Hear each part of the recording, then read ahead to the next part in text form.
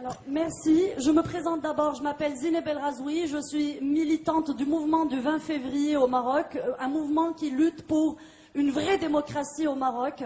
Je suis cofondatrice du mouvement du Mali, le mouvement alternatif pour les libertés individuelles au Maroc, qui a maintes fois subi la répression du régime.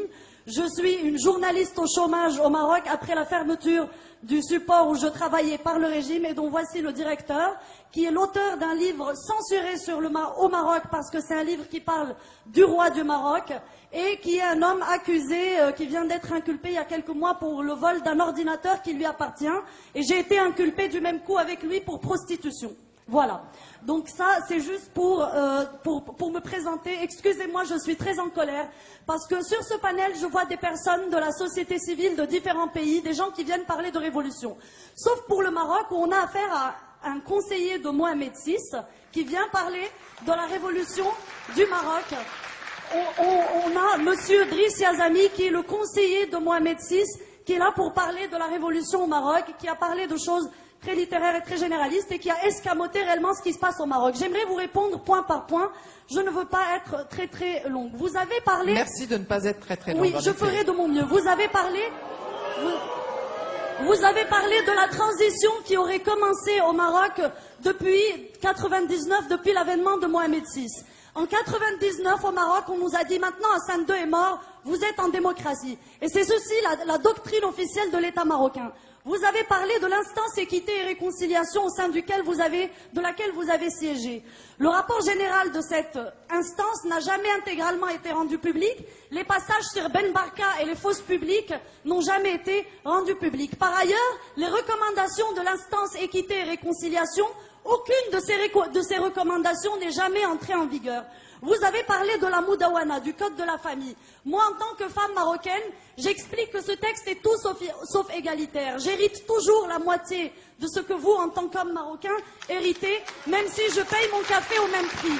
Moi, en tant que marocaine athée, l'État du Maroc m'interdit d'épouser l'homme de mon choix. Cet homme est obligé de se convertir à l'islam et je passe d'autres inégalités. Je parle aussi de...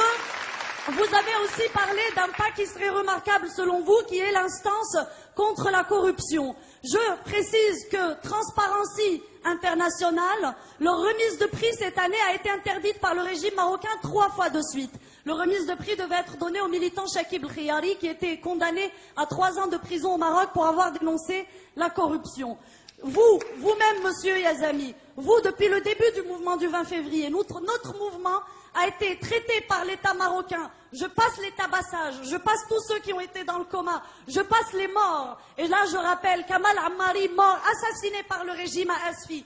Nous avons eu à peu près 13 immolations par le feu au Maroc. La dernière date de la semaine dernière. Monsieur le jeune Hamid Kanouni, 30 ans, immolé par le feu le 7 août à Berkane, décédé le 9 août. Fadwa Al-Aroui, immolé par le feu à Souk Sebt le 21 février, décédé le 23 février, victime de sa condition de mère célibataire, traitée de pute par le Mokadem de la ville, parce qu'elle est mère célibataire et qui s'est immolée publiquement par le feu. Il existe une vidéo de 3 minutes de sa mort, qui est juste insupportable. Où étiez-vous en tant que turiféraire des droits de l'homme à ce moment-là? Et je passe le reste. Le 15 mai, le dimanche 15 mai, nous avons été tabassés aux portes de Rabat. Nous avons été manifestés contre le banni secret de Temara, qui figure dans les rapports de Human Rights Watch, d'Amnesty International, la prison verte de Temara, qui est un secret de Polichinelle, où des centaines ou peut-être des milliers de personnes sont passées, avec des témoignages de personnes qui ont été violées par des tessons de bouteilles, des enfants en bas âge. Et là, il y a le fils, comment il s'appelle l'islamiste là? Le fils, enfin vous connaissez son cas, sa mère n'arrête pas de le dénoncer. La Grande-Bretagne a dédommagé Monsieur Mohamed Binyam, un Éthiopien qui s'est fait taillader le pénis à Temara. Et le Maroc continue de dire que cette prison n'existe pas. Vous-même, le 15 mai, vous êtes allé dans cette prison au moment où nous devions manifester sur les ordres de l'État marocain et vous avez dit que vous n'avez rien constaté. alors que cette prison existe dans les rapports et les témoignages. Et vous le savez très très bien. D'accord? Donc maintenant, j'aimerais que vous nous disiez si le bagne de Témara existe ou pas. J'aimerais bien que vous répondiez sur ça. Pour ne pas faire long, vous êtes le conseiller de Mohamed VI. 7e monarque, 7e tête couronnée la plus riche du monde après les monarchies pétrolières d'Arabie Saoudite. Mais quand vous ramenez le PIB de ces pays au PIB marocain, vous le retrouvez vite en tête. Ce monarque que vous dites qui est là depuis 14 siècles. Jusqu'à récemment, il possédait 60% de la capitalisation boursière marocaine. Il est dans l'agroalimentaire, dans la téléphonie, dans les assurances, dans l'immobilier, dans l'hôtellerie. Il est partout. D'accord? Quelle est la différence aujourd'hui entre Ben Ali et Mohamed VI? Est-ce qu'on aurait reçu un conseiller de Ben Ali pour parler de la révolution tunisienne? Est-ce que ça se serait passé? D'accord?